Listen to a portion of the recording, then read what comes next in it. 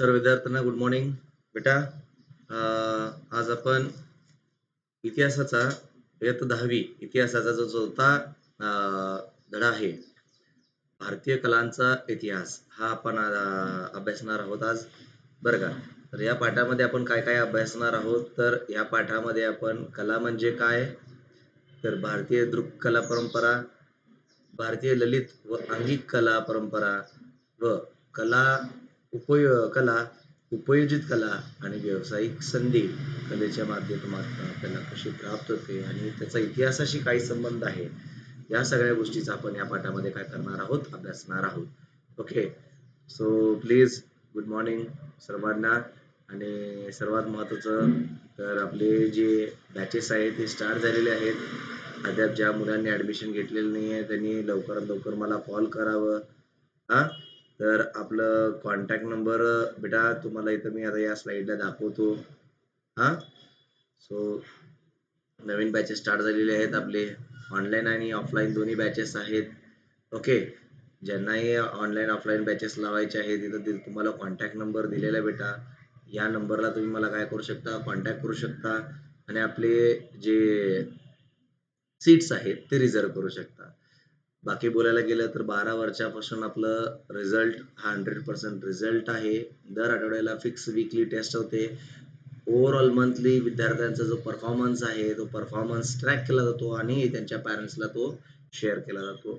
त्याचबरोबर आपल्या क्लासेसमध्ये आणखी एक वैशिष्ट्य असे आहे, जे ऑनलाईन ऑफलाईन आहेत तर त्यांना आपण आपल्या क्लासेसचे नोट्स आपण प्रोव्हाइड करत असतो.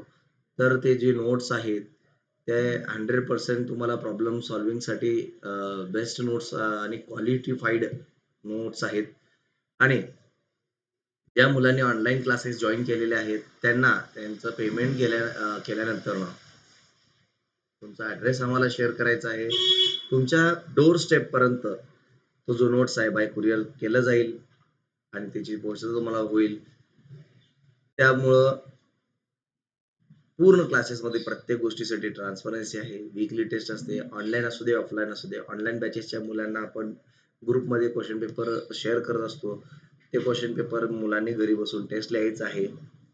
टेस्ट लिहिल्यानंतर त्याला स्कॅन करून प्रॉपरली फोटो काढून PDF मध्ये कन्वर्ट करून आम्हाला शेअर करायचं आहे. तुमच्या PDF ला असिस्ट केलं जाईल आणि असिस्ट करून तुमचे जे काही मार्क्स आहेत त्याच PDF थ्रू तुम्हाला व्हॉट्सअप परत केला जाईल, जेणेकरून तुम्हाला क्लिअर आणि ट्रान्सपरंट तुमची जी काही नॉलेज बेस्ड इन्फॉर्मेशन आहे की किती आपला अभ्यास झाला हे तुम्हाला तिथं ट्रॅक करता येईल आणि तुम्ही जिथे कम पडतायत तर ते तुम्हाला प्रॉपरली गायडन्स सुद्धा आमच्या क्लासेसमधनं केलं जाईल. सो वेळ न घालवता बेटा आपण काय करूया, आपल्या आजचा जो लेक्चर आहे त्या लेक्चरला आपण स्टार्ट करूया. तो जो लेक्चर आहे आज भारतीय कलांचा इतिहास. ओके, तर यामध्ये मुलांनो बेसिकली काय आहे की आपण जे पहिलं पाहणार आहे तो आहे भारतीय कला म्हणजे काय. ओके, कला म्हणजे काय. हा, सो बेटा आपण काय करतो, स्वतःला असलेले जे काही अनुभव किंवा आणि त्यातून आपल्याला जे प्राप्त झालेले जे ज्ञान आहे तसेच मनातील भावभावना मनातील भावभावना इतरांपर्यंत पोहोचवाव्या, हा, ते पोहोचाव्या ही प्रत्येक व्यक्तीची सहज प्रवृत्ती असते, बरोबर आहे. तर ही प्रवृत्ती प्रेरणेतून जेव्हा एखाद्या सौंदर्याची निर्मिती केली जाते तेव्हा तिला आपण काय म्हणतो, कला असे म्हणतो. उदाहरणार्थ समजा ज्यावेळेस एखाद्या विद्यार्थ्याला किंवा विद्यार्थिनीला तिला नृत्य आवडतो, काय आवडतो, नृत्य आवडतो, डान्स आवडतो. आता हे डान्स म्हणजे वेस्टर्न म्हणत नाही बेटा, मी हे तुम्हाला फोक डान्स म्हणजे तुमचं पारंपरिक जी नृत्य आहेत, लोककला आहे, हा, लोकनृत्य आहे, त्यामध्ये भरतनाट्यम आहे, कुचिपुडी आहे, त्यांचे विशिष्ट हावभाव वगैरे असतात. त्याला विशिष्ट पद्धतीने काहीतरी नियम असतात. त्या नियमांच्या आत बसून तुम्हाला काय करावं लागतं, कला सादर करावं लागतं. आणि ते सादर करत असताना ना त्यावेळेस आपण वेगवेगळ्या विषयांचा काय करत असतो, तर त्यामधून आपण इन्फॉर्मेशन देण्याचं काम करत असतो. समजतंय हा. सो या सगळ्या गोष्टी आहेत जे आपण कलेच्या मार्फत आपली जी भावना आहे ती आपण व्यक्त करतो. काय करतो? आपली भावना आपण व्यक्त करतो. येतं लक्षात बेटा? सो कला निर्मितीच्या मुळाशी कलाकाराची कल्पकता, इमॅजिनेशन, त्या कलाकाराची इमॅजिनेशन असते बेटा, कल्पकता असते, संवेदनशीलता, तो एखाद्या विषयावरती किती संवेदन आहे आणि त्यानुसार तो कसं त्याला रिप्रेझेंट करतो, कसं दर्शवतो, भावनाशीलता. बरं का? आपण बघा कथ्थक मध्ये, आपण बघा किंवा भरतनाट्यमध्ये वगैरे बघा, त्यांची किती सुंदर भावना असतात. उदाहरणासाठी जर समजा एखादा कलाकाराला नाही म्हणायचं आहे तर ते फक्त असं करतात, बरोबर आहे. तर ह्या म्हणत ते काय करतात, कलेचं भावना जी आहेत लोकांपर्यंत दाखवतात की मला नाही बाबा, मला तिथे यायचं नाही आहे, बरोबर आहे. सो ह्या हिशोबाने किती सुंदर असतात बेटा, कलाकारी ही फार सुंदर असते. आणि कौशल्य सर्वात महत्वाचं, कौशल्य फार महत्वाचं बेटा.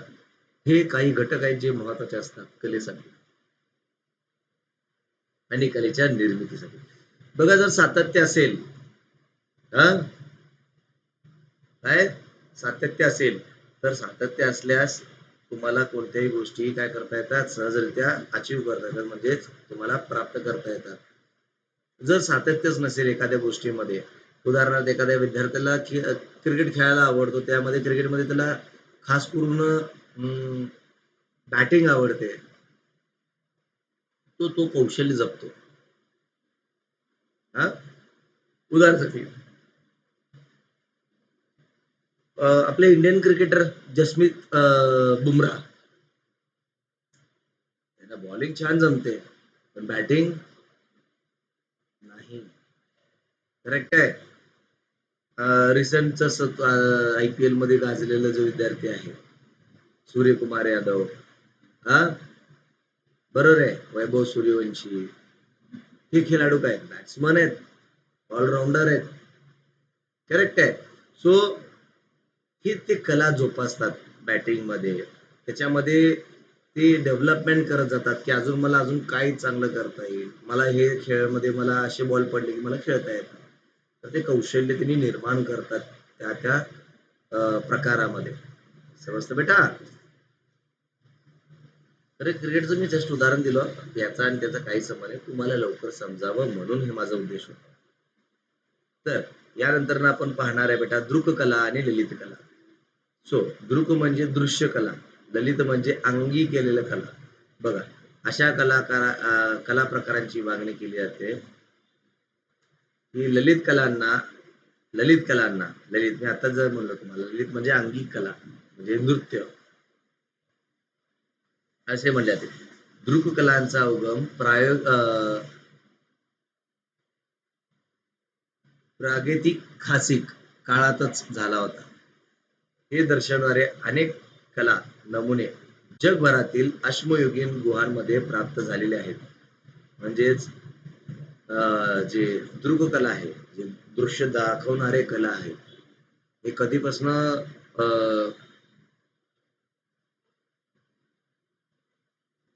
आपल्या सगळ्यांच्या समोर आले, तर अश्मयुगीन कालामध्ये. बघा बेटा एक भीमबेटका म्हणून एक स्थळ आहे महाराष्ट्र, आपल्या मध्य प्रदेशमध्ये, भारताच्या मध्य प्रदेशमध्ये भीमबेटका नावाचं एक गुहा आहे. या गुहांमध्ये तुम्हाला काय सापडतो, तो विविध कलेचं तुम्हाला काय सापडतो, उदाहरणं सापडतात, बरं का. हा पेंटिंग्स वगैरे, गुह्यांमधले पेंटिंग्स वगैरे तुम्हाला सापडतात. यासाठी माझ्याकडे ते एक PPT पण आहे बेटा, ते दाखवण्याचा नक्कीच तुम्हाला प्रयत्न करतो.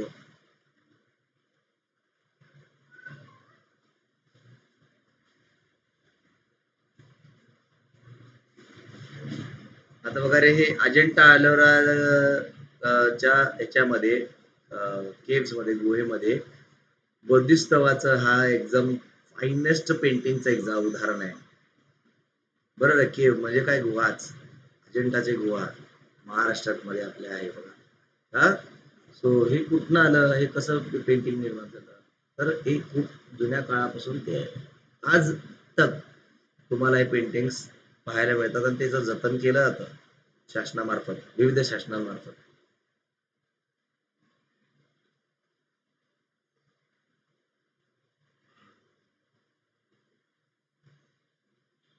लोककला आणि अभिजित कला, अभिजात सॉरी. तर कलेच्या लोककला व अभिजात कला अशा दोन परंपरा मानल्या जातात. लोककला म्हणजे ही अश्मयुगीन काळापासून खंडित चालत आलेली एक परंपरा आहे, त्याला आपण लोककला म्हणतो. तिचा आविष्कार हा लोकांच्या रोजच्या जगण्याचा भाग असतो. त्यामुळे या पारंपरिक अभिव्यक्ती अधिक उत्स्फूर्ती असते. त्यामुळे ह्या परंपरेतील अभिव्यक्ती अधिक उत्स्फूर्त असते, म्हणजेच ऊर्जा भरपूर असते, एनर्जेटिक असतात हे लोक कला सादर करत असताना. तर लोककला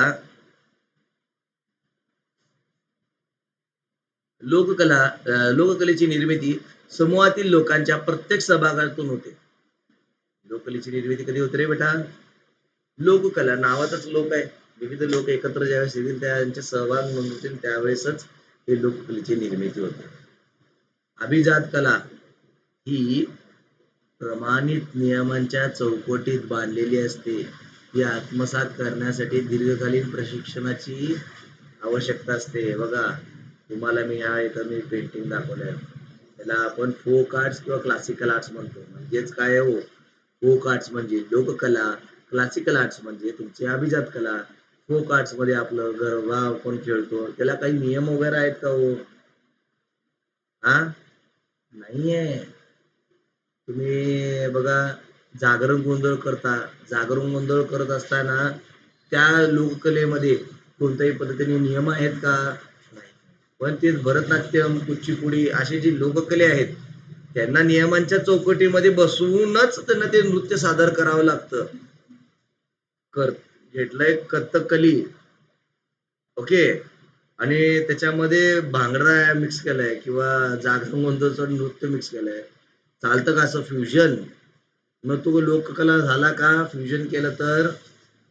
नाही. समजतंय मला काय म्हणायचंय? व्हेरी गुड बेटा. चलो पुढे जाऊया. तर कला शैली आता आपण पाहूया. ओके, कला निर्मितीच्या प्रत्येक कलाकाराची स्वतंत्र पद्धत म्हणजे शैली असते. कला निर्मितीची प्रत्येक कलाकाराची स्वतंत्र पद्धत असते बरं का. आता बघा, M.F. हुसेन आणि मोनालिसा हे जे दोन पेंटिंग दोन वेगवेगळ्या विख्यात पेंटर्सनी बनवलेलं आहे, बरोबर आहे, दोन विविध पेंटर्सनी बनवले. आता M.F. हुसेनची जी पेंटिंग आहे त्यांची कला शैली पद्धती वेगळ्या आहेत. हा, तेच जे अगोदरचे आपले मी आता म्हणलं होतं मोनालिसा, यांच्यामध्ये पेंटिंग करण्याची जी कलाची पद्धत आहे ती वेगळी आहे. आपण बहुतांश वेळेस आपल्या आई वडिलांबरोबर किंवा शाळेबरोबर सहलीसाठी विविध संग्रहालयांना व्हिजिट देत असतो, भेटी देत असतो. तर त्या भेटींमध्ये आपल्याला त्या संग्रहालयांमध्ये त्या काळातले जे राजवाडे किंवा ती राज्यसभा कशी भरायची त्या काळामध्ये, तर त्याचे आपल्याला खूप सारे पेंटिंग्स म्हणजेच आपल्याला तिथे चित्रे पाहायला मिळतात. तर ते मुघलांच्या काळामधले वेगळे आहे, आपल्या मराठ्यांच्या काळामध्ये त्याची पेंटिंगची स्टाईल वेगळी आहे, बरोबर आहे. तर असे विविध पद्धती तुम्हाला त्याच्यामध्ये पाहायला मिळतात. त्याच्यामध्ये रंग, रूप, भाव, हा, असे वेगवेगळे तुम्हाला गोष्टी तिथं पाहायला मिळतात. हा, एखादी पद्धत जेव्हा परंपरेचे स्वरूप धारण करते, ती पद्धत विशिष्ट कलाशैली म्हणून ओळखली जाते. म्हणजे उदाहरण काय, समजा आपण एक मूवी आलती रे मध्ये, तुम्हाला आठवत आहे का? सचिन पिलगावकर सरांची जी मूवी होती, कट्यार काळजात घुसली. त्यामध्ये महादेवन जी जे होते त्यांची जी गाण्याची जी पद्धत होती, ते राज्य ते जे राजा होते त्या राजदरबाराचे गायक होते, बरोबर आहे. तर सचिन पिळगावकरांनी त्यांना चुनवती दिली. ते बहुतांश वेळेस हार देखील मानले, हारले सुद्धा. पण त्या हार मध्ये त्यांनी चिडले आणि त्यांनी चिडून काय केले की खीर मधून महादेवांना एक औषध दिले ज्यामधून त्यांचा आवाजच गेला. तर ते गाऊ शकत नसल्यामुळे त्यांनी त्यांची पद्धतीने जी कलाशैली निर्माण केलेली होती खान पद्धती, तर उस्ताद अली खान असं त्यांचं नाव होतं मूवीमध्ये मे बी. सो खान शैली त्यांनी निर्माण केली होती आणि जे माधवांचे जे शिष्य होते ते त्यांचे गुलाम झालते. त्यांनी त्यांच्या घरामधनं ते आवाज ऐकले आणि त्यांनी काय केले, महादेवांची आणि खान साहेबांची दोघांची जी शैली पद्धत आहे ते एकत्रित पद्धतीने एकत्र करून त्यांनी स्वतः एक नवीन पद्धती निर्माण केली. बरोबर आहे. तर ही अशी एक पद्धती ज्यावेळेस एका पिढीपासून दुसऱ्या पिढीकडे जाते आणि त्या पिढीपासून तिसऱ्या पिढीकडे जाते आणि ही पिढी टू पिढी पिढी ते पिढी ह्या कलेला जोपासलं जातं, त्याच्या पद्धतीला बदललं नाही जात. आणि जर समजा बदल केलेच आणि ते बदल पिढी ते पिढी जपली जाते आणि ती पुढे नेली जाते, मग ती काय म्हणली जाते बेटा, ती कलाशैली म्हणली जाते. ओके, समजतं बेटा? चलो. प्रत्येक संस्कृतीमध्ये वेगवेगळ्या कालखंडाशी आणि प्रदेशाशी निगडीत असलेल्या वैशिष्ट्यपूर्ण कलाशैली विकसित होतात. काय होतात? वेगवेगळे कलाशैली विकसित होत असतात. त्या शैलींच्या आधारे त्या त्या संस्कृतीमधील कलेच्या इतिहासाचा अभ्यास करता येतो. बरं का? त्यामुळे आपल्याला कोणती कला कोणत्या काळात उगम पावली आहे याचा आपल्याला सहजरित्या अभ्यास करता येतं आणि त्या काळामध्ये कशा पद्धतीने त्या काळात संस्कृती होती हे आपल्याला हे सहजरित्या समजता येतं. बरं का? आता आपण पाहणार आहे बेटा मराठा चित्रशैली. नावाचं चित्र आहे म्हणजे पेंटिंग आहे, त्याच्या संदर्भातलं दिलेलं आहे. आता आपला हे जो आहे पेंटिंग हा आपल्या साताऱ्यातला एक वाडा आहे, जुना वाडा आहे. तर साताऱ्यातल्या या जुन्या वाड्यातला हा पूर्ण फोटो तुम्हाला इथे दिलेला आहे. तर बघूया बेटा, आता तुम्ही नीट बघितलं तर तुम्हाला व्हर्टिकली इथं सिमेट्री दिसते. आता बघा बेटा, हा जो दिसतो तुम्हाला इथून हा सेंट्रल पार्ट आहे बघा, जिथं राजा मध्यस्थानी आहे. ओके, आणि हा याचा सेंटर आहे इथं.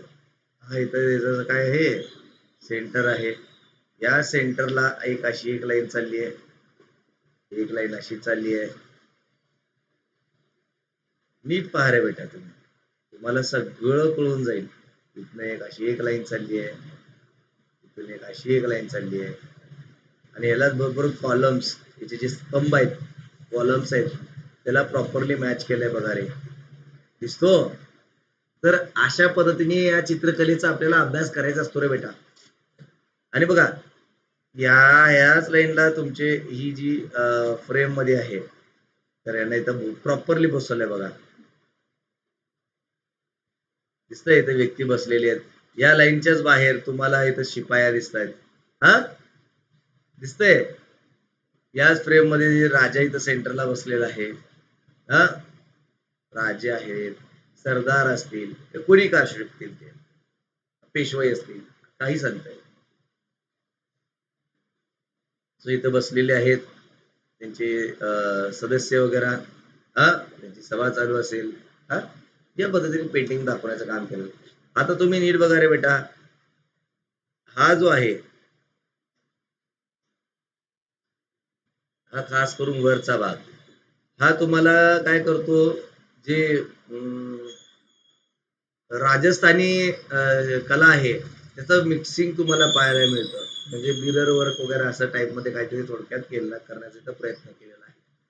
हा चल पुढे जाऊया, स्टार्ट करूया आपल्या लेक्चरला. कला शैलीची उदाहरणे म्हणून मराठा चित्रशैलीचा विचार करता येईल. कला शैलीचं उदाहरण म्हणून मराठा चित्रशैलीचा उदाहरणाचा विचार करता येईल. साधारणपणे इसवी सनाच्या 17व्या शतकाच्या उत्तरार्ध मराठा चित्रशैलीची विकसित होण्यास सुरुवात झाली. कधी रे बेटा? 17व्या शतकाच्या उत्तरार्ध म्हणजे 1750 वर्षाच्या कालखंडानंतरनं, ओके, 1750च्या नंतरनं उत्तरार्ध, उतरत्या काळामध्ये, म्हणजे 1780 असेल, 1750 असू शकतं, 1790 असू शकतं, तो काळखंड, त्या काळापासून आपल्या मराठी चित्रकला शैलीची विकास होण्यास सुरुवात झाली. या शैलीत या शैलीतील चित्रे रंगीत असून ती भित्तिचित्र आणि हस्तलिखितांमध्ये लघुचित्रांच्या स्वरूपातील आहेत. बरं का. वई, मेनावली, सातारा यासारख्या ठिकाणी जुन्या वाड्यांमधून मराठा चित्रशैलीतील काही भित्तिचित्रे पाहण्यास मिळतात.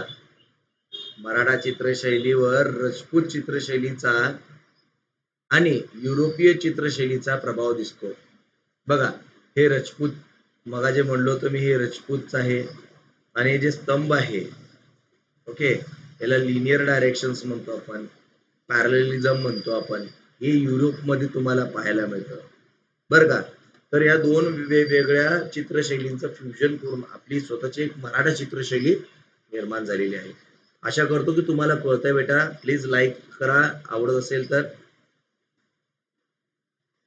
एखादी विशिष्ट चित्रशैली ज्या काळात विकसित झाली असेल त्या काळातील राहणीमान, पोशाख, रीतिरिवाज इत्यादी गोष्टींचा अभ्यास त्या चित्रशैलींच्या आधारे करता येतो. चित्रशैली फक्त चित्र पाहण्यासाठी नसते, तर त्या काळात कोणत्या पद्धतीने पोशाख असायचे, त्या काळात कोणती परंपरा असायची, ओके, मान सन्मान, त्याची राहणीमान, या सगळ्या गोष्टीचा आपल्याला काय करता येतं, सहजरित्या अभ्यास करता येतं. तर माझ्याकडे काही मराठी चित्रशैलीचं उत्तम उदाहरण आहेत, तुम्हाला निश्चित दाखवतो बेटा. हे पहा, काही फेमस पेंटिंग्स मी इथं दाखवलेलं आहे. इथं रिद्धी सिद्धी आणि गणेशजी आहेत, जे पेशवाई च्या टाईप मध्ये पेंटिंग मध्ये दाखवण्याचं काम केलेलं आहे. खूप सुंदर इथं दाखवण्याचं काम केलेलं आहे पेंटिंग मध्ये. आपली मराठा चित्रशैली म्हणजे मराठा स्टाईल ऑफ पेंटिंग. इथे तुम्हाला इथे दाखवलेलं आहे की इथे एक व्यक्ती आहे जो दवंडी पेटवतोय गावामध्ये फिरून, बरं का. आणि हा हा जे आता तुम्हाला पेंटिंग जे सांगितलं, समजवलं, तो पेंटिंग इथं आहे. हा, सो अशा पद्धतीने विविध पेंटिंग्स आपल्याला, चित्रशैली आपल्याला इथं पाहायला मिळतात, अनुभवायला मिळतात. ओके, सो पुढे जाऊया. भारतातील दृक्कला परंपरा. तर दृक्कलांमध्ये चित्रकला आणि शिल्पकला यांचा समावेश होतो. दृक्कलांमध्ये चित्रकला आणि शिल्पकला यांचा काय होतो, समावेश होत असतो. सो चित्रकला, आता आपण काय पाहणार आहोत, चित्रकला. तर चित्रकला द्विमितीय असते. द्विमितीय म्हणजे दोन वेगवेगळ्या घटकांचा याच्यात समावेश होऊ शकतो. उदाहरणार्थ निसर्गचित्र, वस्तुचित्र, व्यक्तिचित्र, वस्तूंचे आरेखन इत्यादी चित्रे रेखाटली जातात. त्यासाठी शिलाखंड, भिंती, कागद, सुती आणि रेशमी कापडाचा फलक, मातीची भांडी यासारख्या माध्यमांचा काय केला तो उपयोग केला जातो. उदाहरणार्थ अजिंठा लेण्यातील बौद्धिस्तूप, पद्मपणीचे भित्तिचित्र. हा जो पद्मपणी आहे त्या पोज मध्ये, तर त्या पद्मपणीचा जो स्टाईल आहे ते भिंतीवरती चित्र रेखाटलं बेटा. सो त्यासाठी एक फिक्स फ्रेम असतो, त्या फ्रेमवर्क वरती त्याचं काय केलं जातं, उपयोग करून चित्र काढला जातो. ओके, समजतंय. चलो, काही डाऊट्स असल्यास कमेंट बॉक्स मध्ये टाका रे. तुमच्या कमेंटला मी नक्कीच काय करेन, मी प्रयत्न करेन तुमच्या प्रश्नांना उत्तर देण्यासाठी. ठीक आहे.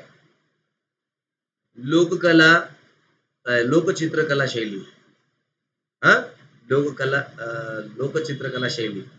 सो मी मगा म्हणलो तर तुम्हाला भीमबेटका, त्याचं उदाहरण यामध्ये नक्कीच तुम्हाला आढळेल. अश्मयुगीन काळातील गृहचित्रे अनेक देशांमध्ये आढळून येतात. तर भारतामध्ये मध्य प्रदेश, उत्तर प्रदेश, बिहार, उत्तराखंड, कर्नाटक, आंध्र प्रदेश आणि तेलंगणा या राज्यांमध्ये गृहचित्रे असलेली स्थळे आहेत. मध्य प्रदेशातील भीमबेटका म्हणलो ना, मध्य प्रदेशातील भीमबेटका येथे गृहचित्रे प्रसिद्ध आहेत. भीमबेटकाचा समावेश जागतिक सांस्कृतिक वारसा स्थळांमध्ये करण्यात आला आहे. बर का, हे नीट लक्षात ठेवा रे बेटा. तर थोडक्यात सांगतो बेटा तुम्हाला की यामध्ये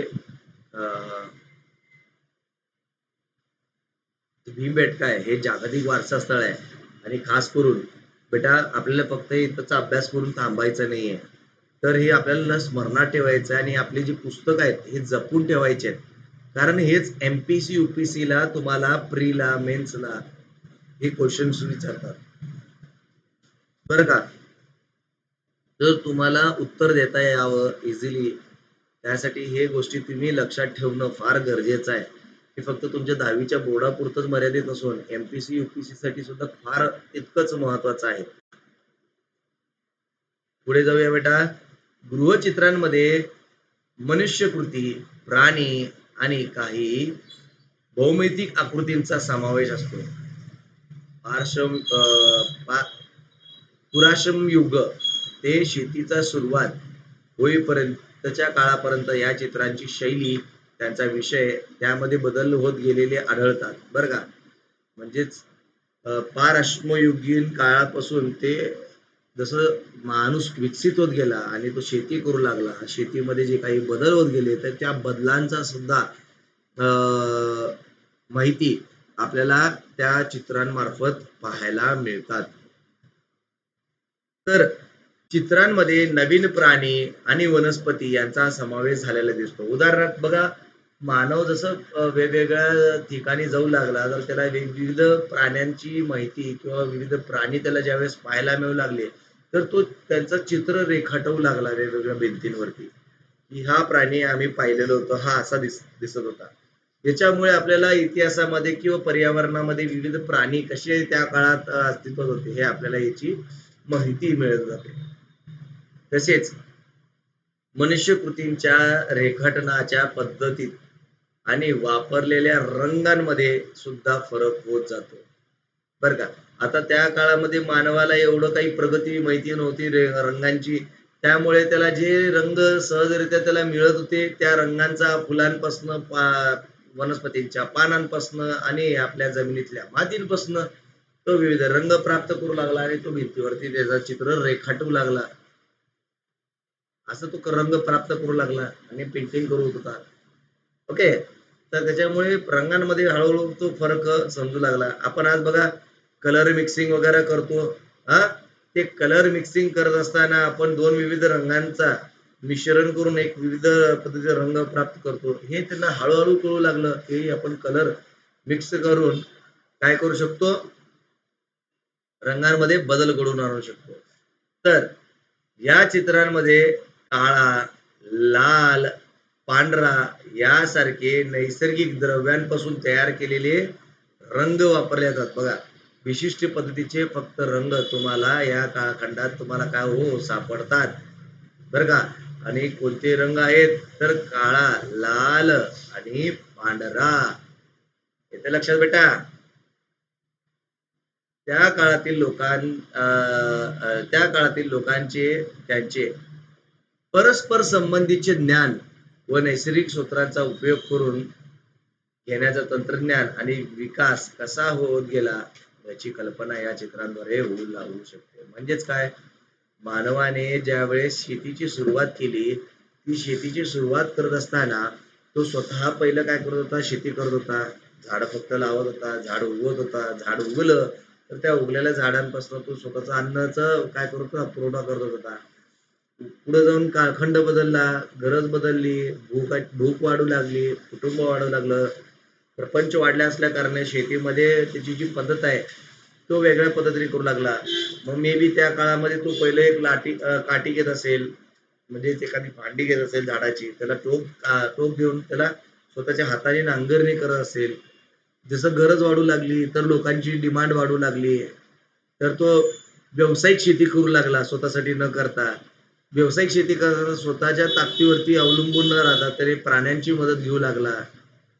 तर हे सगळ्या गोष्टी तरी चित्रांमधनं रेखाटल्या, त्याच्यामुळे आपल्याला या सगळ्या गोष्टीचा अभ्यास सहजरित्या करता येतो बेटा. हा, तर लोकचित्रकलेच्या परंपरा गृहान चित्रांच्या परंपरेशी नाते सांगणारे आहे, बरं का. हा, तर हे नातच दाखवतो. घरातील लग्न कार्यात, सणासुदीला भिंतीवर चित्र काढणे, अंगणात रांगोळी काढणे, तसेच चित्रांच्या साहाय्याने आख्याने सांगणे, यातून प्रादेशिक लोककला परंपरेतील विविध चित्रशैली विकसित झाल्या. म्हणजेच काय, तर ज्या त्या राज्यामध्ये भिंतीवरती जी चित्र काढली जाते, परंपरा दर्शवल्या जातात, ते विविध असतात आणि ते पिढ्यान ते पिढी जपले जातात आणि यामध्ये आपल्याला त्या त्या राज्यातील लोककलेची, चित्रकलेची जी शैली आहे, ती परंपरा आहे, ती आपल्याला तिथं समजता येते. ठीक आहे.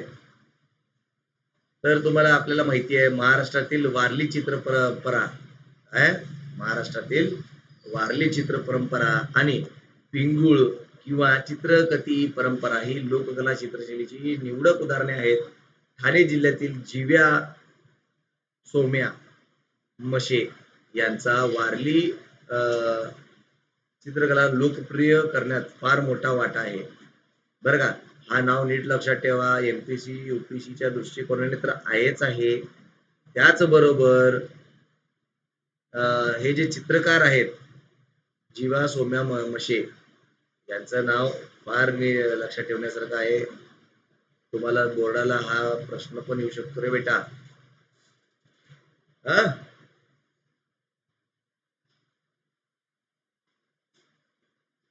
तर त्यांनी त्यांच्या वारली चित्रांसाठी भारतीय आणि जागतिक स्तरांचे अनेक पुरस्कार मिळाले. सन 2011 मध्ये त्यांना पद्मश्री हा बहुमान सुद्धा मिळाला आहे. ठीक आहे, हे जाणून घ्या काय हे बघूया. इसवी सनाच्या 12व्या शतकातील सोमेश्वर या चालुक्य राजाने, सोमेश्वर या चालुक्य राजाने लिहिलेल्या मानसोलास किंवा अभिलषित तीर्थ चिंतामणी या ग्रंथाचे चित्रकथी परंपरेचे वर्णन केलेले आढळते. त्यावरून या परंपरेची प्राचीनत्वाची कल्पना येते. हा, तर हे जे दिसतंय तुम्हाला, हे जे आहेत ना, हे राजे आहेत, बरं का. कोण आहे तो, हे राजे आहेत. कोण? सोमेश्वर. कोणते राजे आहेत? चालुक्य घराण्याचे हे राजे आहेत. तर या चित्रकलेमध्ये त्यांनी काय केलेलं आहे बेटा, तर तुम्ही इथं नीट पाहू शकता. इथे घोडा आहे, त्यांचं रथ दाखवण्याचं इथं काम केलंय. रथामध्ये दोन तुम्हाला इथं साईडला काय दिलेले आहेत, तकिया दिलेला आहे. त्या रथावरती असं एक थोडक्यात त्यांचं हे तयार केलेलं आहे, प्रॉपरली सावलीसाठी शेड तयार केलेला आहे. इथं तुम्ही नीट पाहू शकता की इथं महिला प्रॉपरली जे साडी आहे प्रॉपरली पदर वगैरे ती घेऊन रिप्रेझेंट करते. इथं तुम्हाला दिसतेय की आहे इथं वानर. कोण आहे? वानर, माकड आहे. बघा इथं नीट बघा रे, तुम्हाला इथं शेपूट दिसते का? हा, तर वानर आहे. वरती मोर आहे झाडावरती बसलेलं. आणि ते जे चालुक्य राजा आहे, तर चालुक्य राजाच्या हातामध्ये इथं एका डाव्या उजव्या हातामध्ये हंटर आहे, चाबूक आहे, आणि दुसऱ्या हातामध्ये तलवार. म्हणजे आमचा राजा प्रजेवरती नेहमी प्रेमळ आहे आणि ज्याच्यावरती अन्याय होतो त्याला चाबकाचे फटके देतो. हा, तो कधीही भेदभाव करत नाही, असं या चित्रामध्ये दाखवण्याचं काम केलेलं आहे. प्लस निसर्गाचं बघा किती सुंदर वर्णन. तिथे छोटे छोटे तुम्हाला गवत दाखवण्याचा, गवत म्हणजे सॉरी गवत म्हणण्यापेक्षा आपण श्रब्स म्हणतो ना, छोटे छोटे गवत झाडे असतात बघा, छोटे स्वरूपाचे एवढे हा उंचीचे जे झाडं असतात, तर ते दाखवण्याचं काम केलंय. वनस्पती, झाडं नाही वनस्पती. माझी मराठीवरती एवढी कमांड स्ट्रॉंग नाही आहे, सो प्लीज समजून घेत चला रे बेटा. तिथे एक वनस्पती तुम्हाला दाखवलेला आहे. हा, तर निसर्गाचं तुम्हाला इथं चांगलं संगोपन या चित्रामध्ये तुम्हाला पाहायला मिळतात. पुढे कठपुतळ्या किंवा चित्रांच्या सहाय्याने कठपुतळ्या किंवा चित्रांच्या सहाय्याने आपण राजस्थानमध्ये तर कठपुतली डान्स पाहायला मिळतं की नाही, किंवा चित्रांच्या सहाय्याने रामायण महाभारत येथील कथा सांगण्याची परंपरा म्हणजे चित्रकथा परंपरा. समजतंय? या परंपरेतील चित्र कागदावर काढून नैसर्गिक रंगात रंगवलेली असतात. बरं का रे, महत्वाचा मुद्दा, महत्वाचा पॉइंट. हा, एका कथेसाठी साधारणपणे 30 ते 50 चित्रांचा वापर केला जातो.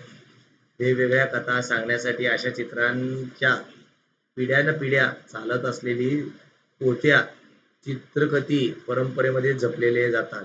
पोथ्या म्हणजे काय की समजा मी जर रामायण मध्ये श्रीरामांचा जीवनाचा पूर्ण प्रवास 14 वर्षाचा कालखंड आणि रावणापासून सीतेमाईची केलेली जी मुक्ती आहे आणि तिथून ते पुन्हा अयोध्येत केलेलं प्रस्थान आणि अयोध्येमध्ये त्यांचं झालेलं स्वागत, असा जर मी पूर्ण एक चित्रकलाच्या माध्यमातून जर मी तुम्हाला दाखवलं तर मला ते बुक मधनं दाखवता पण येत. असं जर बुकचे पानं मी पलटले, हा, त्या चित्रांचे पानं पलटले तर ते कालखंड तुमच्या डोळ्यासमोर सहजरित्या येऊ शकतं.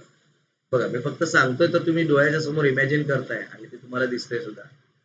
हा, हीच आपली टीचिंगची मेथडॉलॉजी आहे बेटा, की आपण डायरेक्ट डोळ्यांमध्ये तुमचं इमॅजिनेशन क्रिएट करतो आणि पाठ करून घेण्याचा प्रयत्न करतो. ओके. सो नामशे सोन्याच्या मार्गावर आलेले असलेल्या या परंपरेचे पुनर्जीवन करण्याचे प्रयत्न सरकार आणि कलाकारांमार्फत केला जात आहे.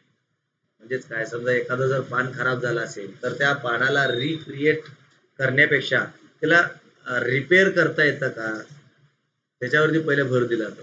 जर समजा पान पूर्ण निकृष्ट झालाय त्याला आता आपण जोपासू शकत नाही, मग त्या पेंटिंग मधनं काय केलं जातं, ते पेंटिंग कसं केलंय त्याच्या बारकाव्यांचा अभ्यास केला जातो आणि त्याला हुबेहूब चित्रकलाकार काय करतो, त्या चित्रांना पुन्हा निर्मित करतो आणि मग ते पान तिथनं काढून त्या पानाला रिप्लेस केलं जातं. आता हे पान रिप्लेस करत असताना तो जो विशिष्ट पद्धतीचा पान आहे तितक्या जुन्या काळखंडाचा पान त्यामध्ये पहिलं शोधलं जातो. ही एक नियम आहे, हे लक्षात ठेवा. म्हणजे सर समजा सर 7,000 वर्षापूर्वीचा पान असेल तर तो आता कसं काय उपलब्ध असणार आहे. बाळा बेटा, इतकं तुला जुनं पान कधीच सापडणार नाही, पण जवळपास एक साधारणतः 500-600 वर्ष म्हणजे जर जुनं दिसलं पाहिजे, कारण तुम्ही ते पान बदललंय आणि इतर पानांबरोबर त्याचा मेल झाला पाहिजे, त्यासाठी ते पानचं जरा जुनं असला पाहिजे आणि लोकांना विश्वास बसला पाहिजे, त्यासाठी ते असतं.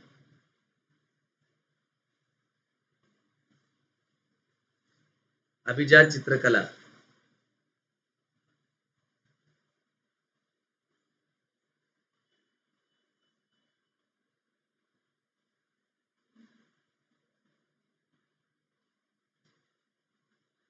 प्राचीन भारतीय वाङ्मयामध्ये विविध कलांसंबंधी सांगोपांगा विचार झालेला दिसतो.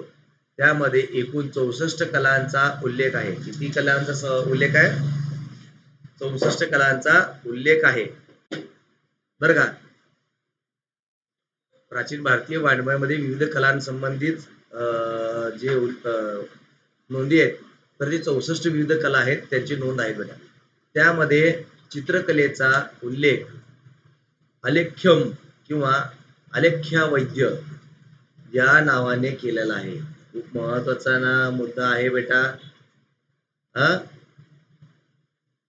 एमपीसीच्या हिशोबाने एवढा जो भाग आहे तो एमपीसीच्या हिशोबाने आहे आणि तुमच्या बोर्डाच्या हिशोबाने देखील आहे. हा, या दोन्ही गोष्टी लक्षात ठेवा. दोन पाणी पितो.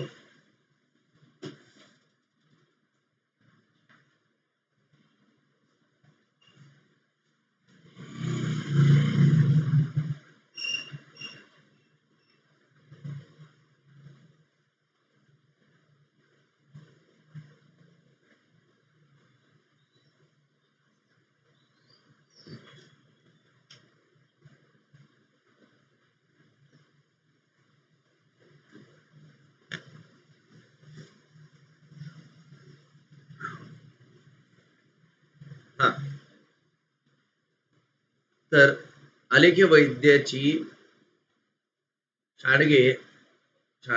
षाडांगे म्हणजेच सहा महत्वाचे पैलू आहेत. षाडांगे म्हणजे सहा.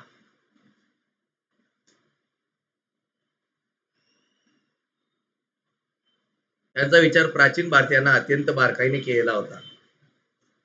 त्यामध्ये रूपभेद, आता सहा प्रकार कोणते? रूपभेद म्हणजे विविध आकार, प्रमाणबद्ध रचना आणि मोजमाप करणे, की त्या चित्रामध्ये त्या व्यक्तीचं प्रमाण किती असला पाहिजे, किंवा एखादा वनस्पती असेल तर त्याचं प्रमाण किती असला पाहिजे. भाव प्रदर्शन, जर समजा एखादी व्यक्ती असेल तर ते दोघं, जर समजा तो आनंदात असेल, राजा आनंदात असेल तर आनंदाही एक्सप्रेशन त्याचे आले पाहिजे, भाव प्रदर्शन झाला पाहिजे.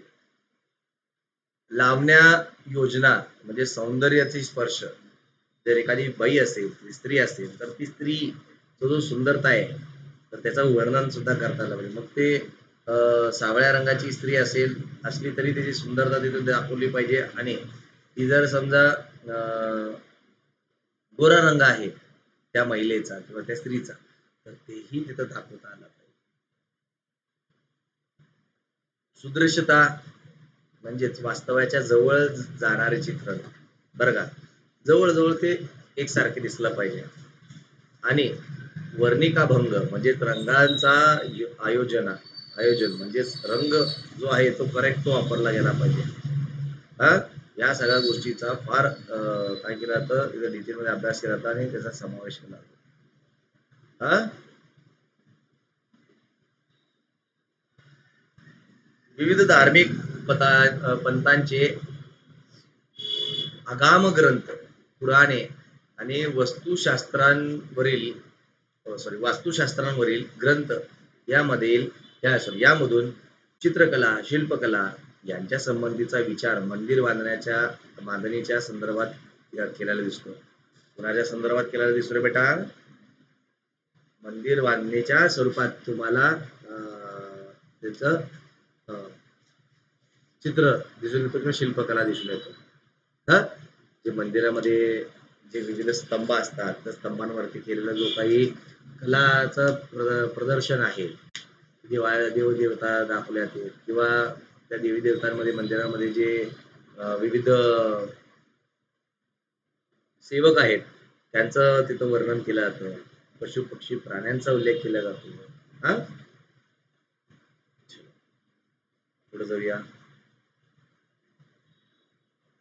हस्तलिखितांमधील लघुचित्रे. आपण काय बघणार आहे? हस्तलिखितांमधील लघुचित्रे.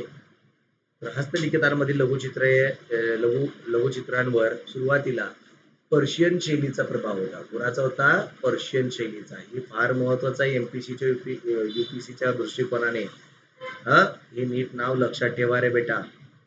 कुणाचा प्रभाव होता? पर्शियन शैलीचा प्रभाव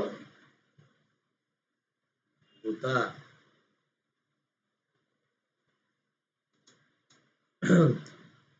दक्षिणेकडील मुस्लिम राजवाटींचा आश्रयाखाली, दक्षिणेतील मुस्लिम राजवाटींच्या आश्रयाखाली दख्खनी लघुचित्रशैली विकसित झाली. कुठली?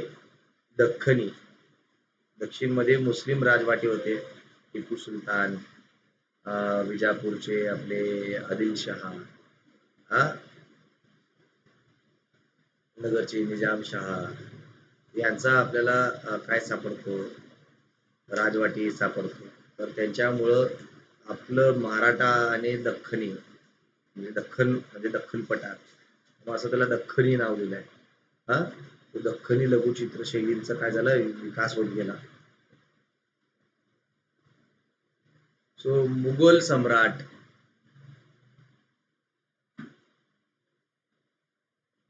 अकबर यांच्या कारकिर्दीत पर्शियन आणि भारतीय कलाकारांच्या शैलीतून मुघल चित्रशैलीची उदय झाला. बरं का, यांच्यामुळं काय झालं रे? अकबरांमुळे.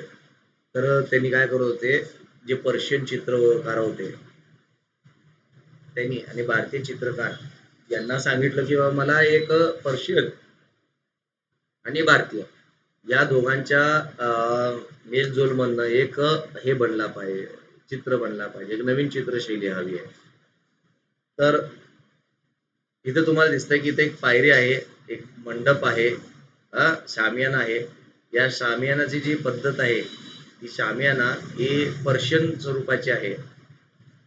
आणि बैठक पद्धतीमध्ये बघा तुम्हाला इथं जे परंपरेनुसार जी बैठक पद्धती आहे ते तिथे दाखवलेली आहे. फक्त इथं काय की भारतीय जी पद्धती आहे दाखवण्याचे जे आता आपण बघितले त्याचे 6 प्रकार, तर ते 6 प्रकार याच्यामध्ये आहेत प्रॉपरली.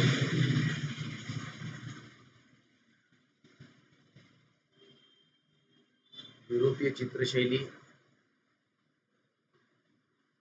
ब्रिटिश राजवटीत पाश्चात्य चित्रशैलीचा प्रभाव भारतीय चित्रशैलीवर पडलेला दिसतो.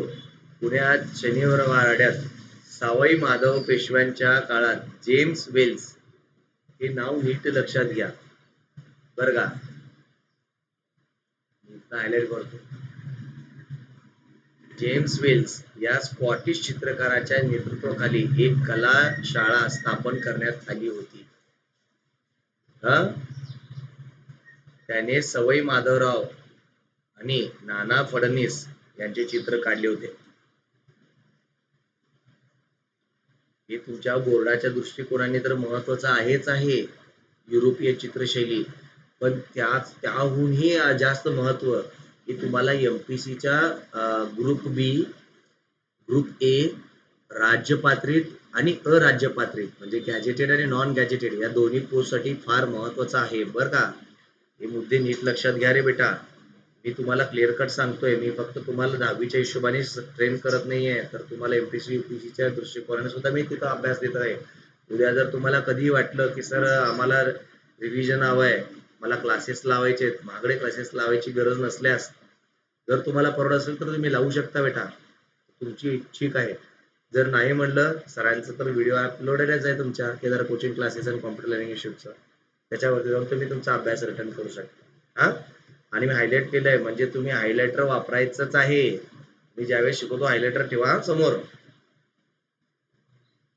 तर वेलच्या सोबत काम करणारे एक मराठी चित्रकार गंगाराम तांबट यांचे येथे विशेष उल्लेख करायला हवे. बघा इथे एक मराठी कलाकार आहेत, त्यांचा आपण इथं त्यांनी उल्लेख केलेला आहे. सो मी त्यालाही हिरव्या रंगामध्ये हायलाइट करतो.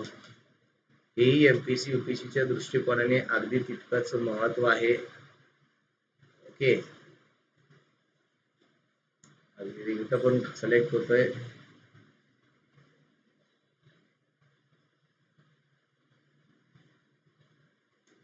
तर त्यांनी त्यांचा उल्लेख का केलाय तेही बघूया. त्यांनी वेरूळ, कारले येथे लेण्यांची चित्र काढली होती. त्यांची काही चित्रे अमेरिकेतील येल विद्यापीठात असलेले Yale centre of British art येथे जतन केलेले आहे. बघा त्यासाठी हे खूप महत्वाचं आहे. हा छोटासा भाग नाही आहे. आणि ते जतन केलंय अमेरिकेतल्या येल विद्यापीठामध्ये, ते काय केलेलं आहे जतन केलेलं आहे. त्या कुठं ते विद्यापीठातलं कोणता असा विभाग आहे तर Yale centre of British art या विभागामध्ये, याच कला केंद्रामध्ये त्यांचं काय केलंय, तो कलेला जतन केलेलं आहे.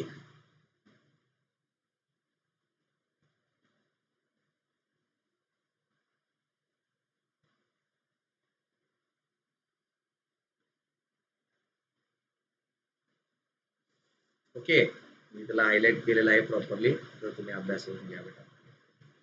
पुढे जाऊया.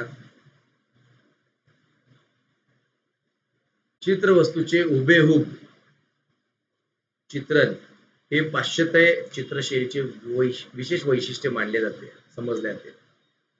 तर मुंबईत सन 1857 मध्ये स्थापन झालेले जे जे school of arts and industry या पाश्चात्य कला शैलींच्या शिक्षण देणाऱ्या कला शैलीतून अनेक गुणवंत चित्रकार नावरूपाला आले बर का. हे शाळेचं नाव नीट लक्षात ठेवा, जे जे school of art and industry बर का. माझे बहुतांश मित्र ह्या हे मुंबईमध्ये आहे बेटा. सो इथून जेही कलाकार बाहेर पडतात त्यांचं म्हणजे भाग्यच उजळतं बेटा चित्रशैलीमध्ये. ज्यांना चित्रकलामध्ये फार आवड आहे आणि त्यातच करिअर करायचं आहे, तर ते तुम्ही करू शकता बेटा. हे पेड वगैरे असं काही नाही आहे. मला माझ्या मित्रांची प्रगती दिसतीये, ते खूप छान पद्धतीने प्रगती करतायत. त्यांचे वेगवेगळे आज म्युझियम्स मध्ये चित्रकला प्रदर्शित होत असतात. आपल्या पुण्यामध्ये जे बाळ गंगाधर टिळक आहे, हा, आणि आणखी एक आहे हॉल, त्याचं नाव मला लक्षात येत नाहीये बरं का. तर तिथे त्यांचं चित्रचं प्रदर्शन भरतं, एक्झिबिशन असतो आणि विक्री सुद्धा असते. सो मी पाहिलेलं आहे. ते चांगले कलाकार सुद्धा आहेत आणि त्यांची चित्रकला चांगल्या किमतीमध्ये विकली जातात बरं का. म्हणजे याचा अर्थ की तिथं त्या पद्धतीने शिकवलं जातं. सो तुम्हाला जर निश्चित शिकायचं असेल तर तिथं तुम्ही ऍडमिशन घेऊ शकता बेटा. कुठलंही पेड प्रमोशन नाही आहे या विद्यापीठाचा किंवा या स्कूलचा, जस्ट तुम्हाला इन्फॉर्मेशन दिलेली आहे. त्यातील पेस्तनजी बोमनजी यांनी अजिंठा लेण्यांमध्ये चित्रांची प्रतिकृती बनवण्याचे काम केले आहे बरं का. या काही व्यक्ती आहेत, त्यांचं नावांचा उल्लेख इथं केलेला आहे. मेन्सच्या दृष्टिकोनाने थोडंसं इम्पॉर्टंट आहे, तर लक्षात ठेवा. हा, एमपीसी आणि युपीसीच्या मेन्सच्या दृष्टिकोनाने थोडंसं इम्पॉर्टंट आहे, खास करून एमपीसी. शिल्पकला. शिल्प म्हणजे काय हो? एखाद्या दगडावरती केलेलं कोरीव नक्षीकाम आणि त्यातून तयार झालेलं जे काही शिल्प आहे, मूर्ती आहे, तो. हा, तर शिल्पकला त्रिमिती असते. त्याला म्हणजे 3. हा, त्रिमिती असते. उदाहरण मूर्ती, पुतळा, कला पूर्ण भांडी आणि वास्तू. शिल्पकला कोरली किंवा घडवली जातात. काय केलं ते कोरली किंवा त्याला कोरणे कोरलं जातं किंवा त्याला घडवलं जातं प्रॉपरली. त्यासाठी दगड, धातू आणि माती यांचा उपयोग केला जातो. वेरूळचा कैलाश लेणी हे अखंड शिलाखंडातून कोरलेल्या अद्वितीय शिल्पकला आहे बरं का. तिची माझ्याकडे पीपीटी आहे, मी ती दाखवतो तुम्हाला बेटा. सारनाथ येथे अशोक स्तंभाच्या शीर्षावरील 4 सिंहांच्या शिल्पावर आधारलेले चित्रे हे भारताचे राष्ट्रीय मानचिन्ह आहेत.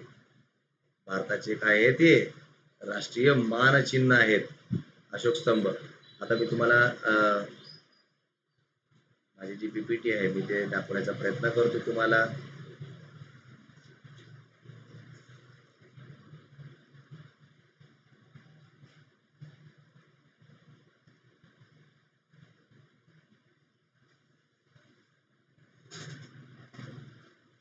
त्याचे तुम्ही पाहू शकता रे बेटा. ते बघा दगडांवरती ते एक आजोबा आहेत, ते मंदिरासाठी देवीची मूर्ती, सॉरी हनुमानाची मूर्ती दगडांना कोरून बनवतायत. हा, हे आजच नाहीये, हे पूर्वीपासून आजपर्यंत आपण पाहतच आलेलो आहे बेटा. हा, त्यामुळे अभ्यासाचा पार्ट आहे. आपण याला नजरअंदाज करून चालत नाही, because it is our culture. आपण आपण कल्चरला आज नको म्हणतोय, मग उद्या आपण काय आपण आपल्या कल्चरला समजणार आहे, आपल्या परंपरेला काय समजणार आहे. बघा इथं तांब्यापासून विधळून त्याला विविध धातूंचे वस्तू तयार केल्या जात आहेत, मूर्त्या तयार केल्या जातात, किंवा इथं मातीचे भांडे हे घडवले जाते. काय का घडवले, आज अर्थ मग का बोललो मी, घडवणे. हा, पुढं नेक्स्ट स्लाइड बघा बेटा. इथं तुम्हाला नेक्स्ट स्लाइड मध्ये काय सापडतं, काय दिसतं, तर हे कैलास टेम्पल आहे, जो अखंड एकच शिलाखंड आहे, अखंड शिलाखंड आहे, जो डोंगराला तोडून कोपरून त्याला त्यावरती नक्षीकाम घडवून हा शिल्पकला तयार झालेला आहे. आणि आपल्या भारताचा अभिमान, प्राईड, हा, काय आहे, अशोकन स्तंभ, अशोकन पिलर, लायन कॅपिटल म्हणून ओळखला जातो, जो की आपल्या सारनाथ येथे आपल्याला हे सापडतो, जे की आपल्या भारताचं काय आहे, नॅशनल एम्बलम आहे. बरोबर आहे, येतो बेटा लक्षात. Very good.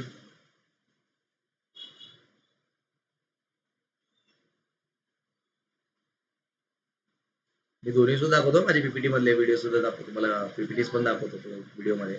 हा, काही टेन्शन घेऊ नका. फुल डिटेल मध्ये अभ्यास करूया. हा, लोकशिल्पकला शैली चित्रकलेप्रमाणेच शिल्पकला ही सुद्धा अश्मयुगीन काळा इतकी प्राचीन आहे. दगडी हत्यारे बनवण्याची सुरुवात ही एक प्रकारे शिल्पकलेचीच सुरुवात आहे. म्हणजे त्यावेळेस अश्मयुगीन काळ होता आणि त्या काळातला जो मानव हत्यार बनवत होता, दगडांपासून बनवत होता त्याला कोरून कोरून, हा, शिकार करण्यासाठी.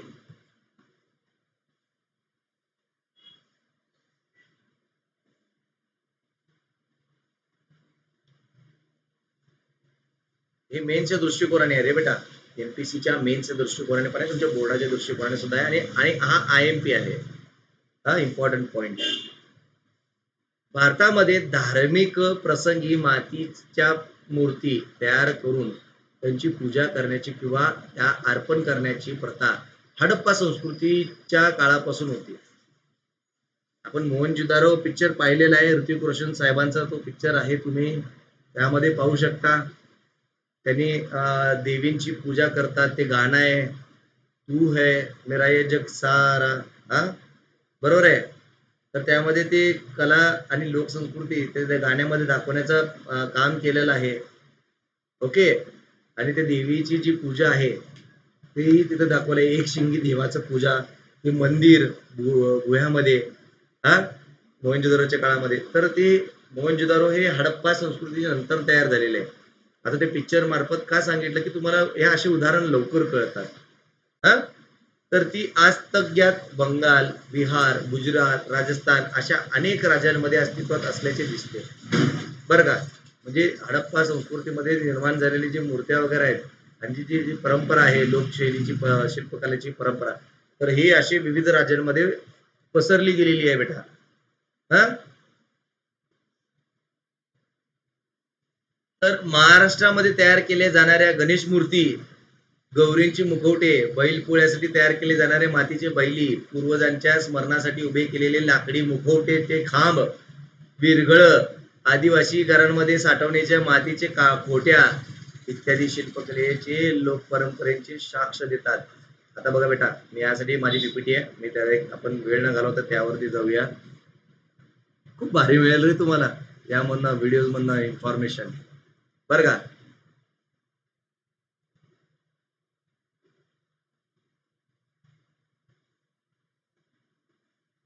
सर्व काही हडप्पा संस्कृतीपासून अशी मूर्त्या घडून विविध ठिकाणी दाखवले जातात, विकले जातात, आणि ती परंपरा विकसित होत गेलेली आहे.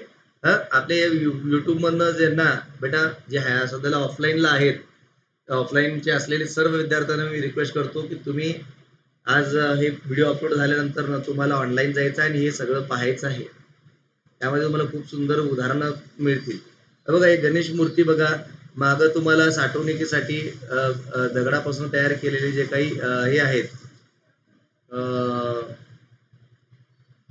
विरगळस विरगळस आहेत, हा, दगडांचे हे मूर्त्या आहेत, बैल पोळ्यासाठी तयार केलेले बैल आहेत, मुखवटे आहेत, स्तंभ आहेत, हा, हे सगळे इथे तुम्हाला दिसतं बेटा चित्रामध्ये.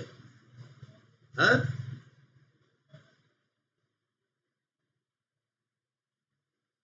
आता हे पुढचा पार्ट आहे, ठीक आहे. मी याला काय करतो,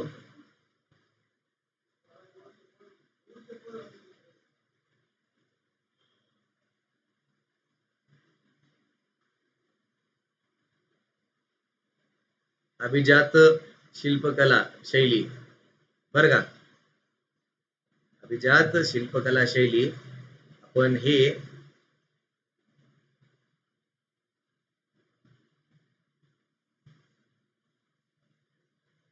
काय करूया, उद्याच्या पाठामध्ये बघूया, कारण आय थिंक फार मोठा व्हिडिओ झालेला आहे. त्या व्हिडिओला इथंच आपण थांबूया, हा, आणि भेटूया उद्याच्या लेक्चरमध्ये. हा, ठीक आहे. सो आशा करतो ज्यांना समजलेलं, म्हणजे सगळ्यांना समजलं असेल, आणि ज्यांना समजलं नसेल प्लीज बेटा कमेंट बॉक्समध्ये तुमचं कमेंट टाका. मी नक्की तुमच्या प्रश्नांचे उत्तर देण्यासाठी कटिबद्ध आहे, आणि मी तुम्हाला ॲज प्रायर मला जसा टाइम मिळेल तसं मी तुम्हाला उत्तर नक्कीच देईन, ठीक आहे. तर अभ्यास करत राहा, आणि प्लीज बेटा आपल्या चॅनलला तुम्ही लाईक नाही, सबस्क्राईब नाही केलं तरी काही फरक पडत नाही बेटा.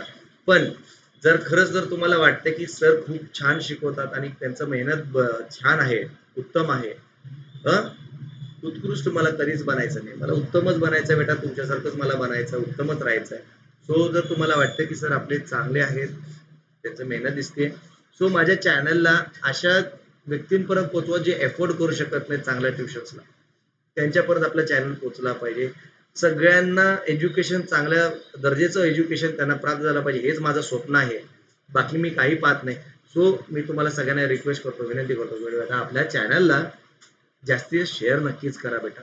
हा, आणि आवडलंच तुम्हाला खरंच वाटतं की सरांचं एफर्ट्स आहेत तर प्लीज त्या एफर्ट्सला मग लाईक द्या, त्याने मलाही ऊर्जा मिळते की बाबा हा मला मला मुला प्रेम देत आहेत, लाईक करून, शेअर करून, सबस्क्राईब करून आणि बेल नोटिफिकेशन मध्ये सगळ्या माझ्या ऑल या ऑप्शनला सिलेक्ट करून माझे जे प्रत्येक व्हिडिओ येतात ते पहिला आवर्जून पाहतात, अभ्यास करतात.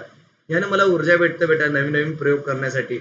तर हे प्रयोग मला ऊर्जा देतात, त्यामुळे ह्यासाठी मला मी म्हणतो की माझ्या चॅनलला शेअर करा आणि जमलंच तर लाईक आणि सबस्क्राईब करून पर्सनली नोटिफिकेशनला ऑल मध्ये क्लिक करा. ओके, तर भेटूया उद्याच्या लेक्चरमध्ये. अभ्यास करत राहा रे. आणि जर समजलं नसेल तर जे मुलं आता नवीन आलेले आहेत त्यांनी पुन्हा या व्हिडिओला रिव्हिजन करू शकतात आणि आपले इतर व्हिडिओ सुद्धा पाहू शकतात. ओके, सो भेटूया उद्याच्या लेक्चरमध्ये. तोवर मला रजा द्या. चलो बाय.